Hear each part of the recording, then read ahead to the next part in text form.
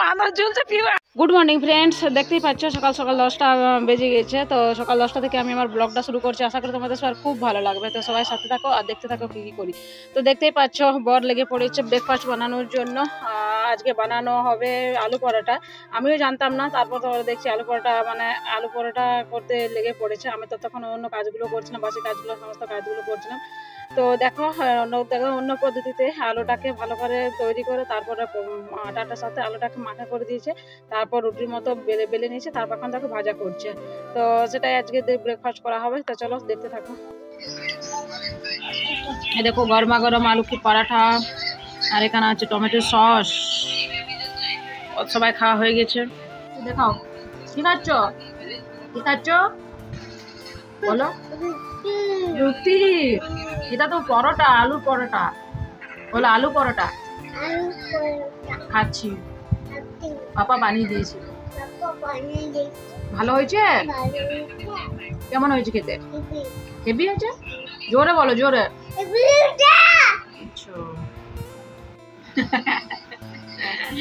সবার খাওয়া হয়ে গেছে, এখন আমি বাকি আছি আর পিহু বাকি আছে। পিহু খাবে? খাবে না? তুমি কি খেয়ে নিয়েছো? খেয়ে নিয়েছো? ভালো বানানো খাওয়াই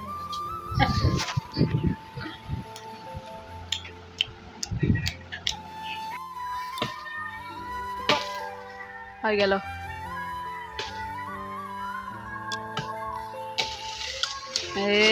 ধোপাস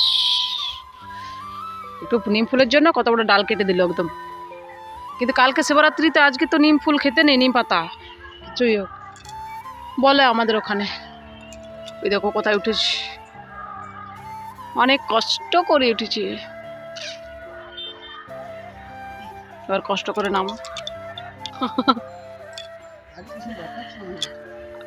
আগে ছাড়ো, আগে কিছু ব্যাপার ছিল না, এখন কত ব্যাপার হয়েছে সেটা দেখি একটু। হাই হাই হাই হাই, মানুষ ঝুলছে পিউ, আয় দেখবি। বলে যবে থেকে বিয়ে করেছি তবে থেকে কত কঠিন হয়ে গেছে। Good morning and welcome back to my channel রিতাস blog. তো আশা করছি তোমরা সবাই খুব ভালো আছো আর আমরাও ভালোই আছি, সবটা একটু যে রূপকের। তো এখন বাজে, এখন 11টা 5 বাজতে আসলো। 11টা 5 বাজতে হলে স্নান টান সব করা হয়ে গেছে। তারপর এবার রান্নাটা বসিয়েছি, ভাত দেওয়া করেছি। তো আজকে রোদ দিচ্ছে, দেখো বাইরে কত প্রচণ্ড রোদ দিচ্ছে। বাইরে আজকে কত রোদ দিচ্ছে, প্রচণ্ড রোদ বেরিয়েছে। এই দেখো গেছে পিহুকে নিয়ে একটু ঘুরু ঘুরু করতে, মানে পিহু বলছে চলো আমাকে নিয়ে চলো, একটু ঘুরু ঘুরু নিয়ে চলো, ঘুরু ঘুরু নিয়ে চলো। তো ঘুরু ঘুরু করতে গিয়েছে, ওই জন্য এখন চলে আসবে। তো তাড়াতাড়ি ভাবলাম একটু করে নিয়ে গেলো। অনেকটাই বেডের অবস্থা দেখো কতটা বাজে হয়ে আছে, কারণ একবার ছড়াচ্ছে, একবার খাচ্ছে, আবার নোংরা করছে। এই করতে করতে আমার 10-12 বার মানে বেড ছাড়া হয়ে যায় সারাদিনের মধ্যে। তো চলো সবাই তাদের সাথে থাকো, পাশে থাকো। আশা করি সবার ভালো লাগবে ব্লগটা দেখতে। সবাই পাশে থাকো, ভালো লাগলে অবশ্যই লাইক করে দিও, শেয়ার করে দিও, কমেন্ট করে জানিও, ঠিক আছে? চ্যানেলটাকে সাবস্ক্রাইব করে দিতে। এই দেখো এখন আমি রান্না বসিয়েছি, রান্না বসাতে বসাতে ভিডিওটাকে চালু করছি। তো চলো দেখতে থাকো।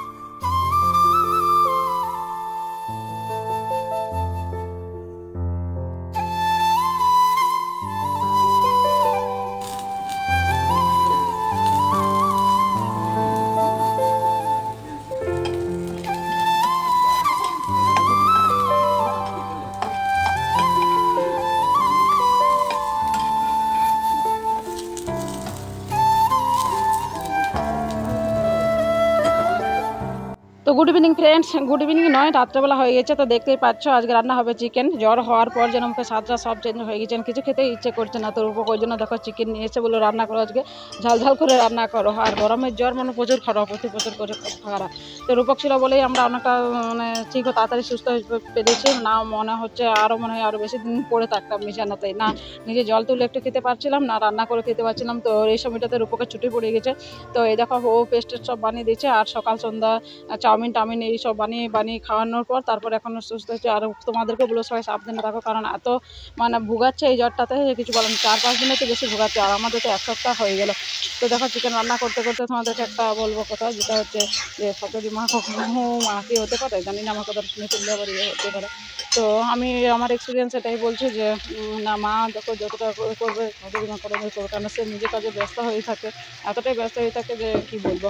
তো আমাদেরকে একটু মুখে 1 গ্লাস জল তুলে দেওয়ারও কেউ ছিল না। তো রূপক এসেছিলো বলেই অনেকটা ইয়ে করতে পেরেছে, অনেক রান্না টান্না করে কিছু খাইয়ে তারপরে ইয়ে করছে। তো দেখো অল্প করতে করতে সমস্ত মশলাগুলো দিয়ে দিলাম। চিকেনটা এখন মশলাটা এখন কষিয়ে নেবো, তারপর চিকেনটা দিয়ে রান্না করবো। আর আজকে রূপক কলা পাতা কাটতে বারণ করলাম, তাও গিয়েছে কলা পাতা কাটতে, কেননা রয়েছে কলা পাতায় ভাত খাওয়া হবে।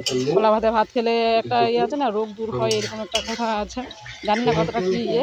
তো দেখো এখন মশলাটা কষানো হয়ে গেছে, আর আমি এভাবেই রান্না করি। তোমরা কেমনভাবে রান্না করো অবশ্যই কমেন্ট করে জানিও। আর তোমাদেরকেও বলবো সবাই সাবধানে থাকো, এই টাইমটাতে প্রচুর ইয়ে মানে সিজন টাইমটা খুব খারাপ। আর আমাদের ঘরে তো আরও টাইমটা খারাপ চলছে।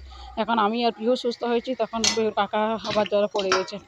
ওকে বললাম তুমি একটু সুস্থ হয়ে থাকো, তুমি আমাদেরকে দেখছো, আবার তোমাকে কি আবার পড়ে গেলে ইয়ে হবে, মানে কে দেখবে। তো দেখো চিকেনটা এখন রান্না করে নেবো, তারপর ভালোভাবে কষানোর পর আমরা খেয়ে নেবো। আর পিহু তো একদমই কিছু খেতে চাইছে না, ওকে মাল্টিভিটামিন সব দেওয়া হয়েছে। আর জ্বরটা আর এমনি ছাড়ছিল না, অ্যান্টিবায়োটিক, কারণ বাচ্চা তো দিতে চাইছিল না, ওই জন্য তো অ্যান্টিবায়োটিক দিতেই হয়েছে, কিছু করার নেই। তো অ্যান্টিবায়োটিক খাওয়ার পর এখন ও ঠিক আছে, আমিও অ্যান্টিবায়োটিক খেয়েছি, তাছাড়া ঠিকই হচ্ছিল না। তো দেখো মাংসটা এখন ভালোভাবে কষানো হয়ে গেছে, একদম সুন্দর করে তেল বার হয়ে গেছে। আর আজকে মশলাতেও কাঁচা লঙ্কা দিয়েছি বাটা, আর এমনিতে গোটা কাঁচা লঙ্কা দিয়েছি, কারণ পিগুরও একটু কাঁচা লঙ্কা ঝাল খাবে, আজকে খাওয়াতে হবে, মানে তাছাড়া ওকে কিছু খাচ্ছে না। তো চলো দেখো অবশ্যই আমার ভিডিওগুলো কেমন লাগছে অবশ্যই কমেন্ট করে জানিয়ে। সবাই ভালো থাকে, আর এই জ্বরের হাত থেকে বেঁচে থাকে, এটাই বলবো আর কি না। তো দেখো আমার কষানো হয়ে গেছে, এখন আবার দিয়ে দেওয়া হবে জল তারপরে। আর মায়ের কথা খুব মনে পড়ছিল, মা এই সময় যাতে যতই হোক বলতো তোকে কিছু করতে হবে না, কমসে কম জল তো খাওয়াতো, টাইমে মানে ভাত তো খাওয়াতো, এটা খা না সেটা খা, এটা করে করে খাওয়াতো। তা এই শরীর খারাপের সময় মানুষকে বোঝা যায় আবার তুলে সব। তো দেখো আমরা কলা পাতা এখন খেতে বসে পড়েছি। আর দেখো 3 জন একসাথে খেতে বসে পড়েছি। আর পিহু তার আগে খেয়ে নিচ্ছে, আবার আমার সাথে একবার বদমাশি করছে, আর কিছু না।